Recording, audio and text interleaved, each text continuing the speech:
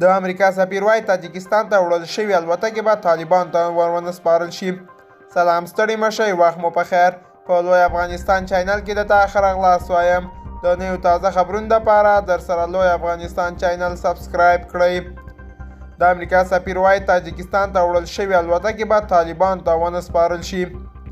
د امریکا حکومت او تاجکستان د افغانستان د هوایي ځواک د هوایي الوتکو په اړه خبر ورکوي چې د تیر کال د اګست پر 15مه د افغانستان د جمهوري نظام له پرځېدو وروسته افغان پیلوټانو تاجکستان ته وړلې وې.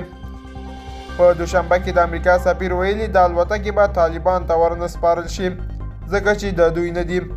تر دې مخکې ازبکستان هم ویلي و چې د طالبان له واک ته رسېدو هممهاله افغانستان ته ورغلي الوتکې به طالبان ته ونه سپارل شي ځکه چې د الوتکې د امریکا دي.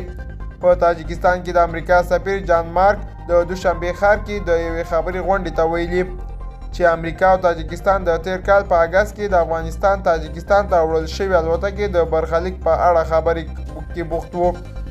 جان مارک یادونه کړې چې امریکا نه غواړي چې د الوتکې طالبان ته ور وسپارل شي.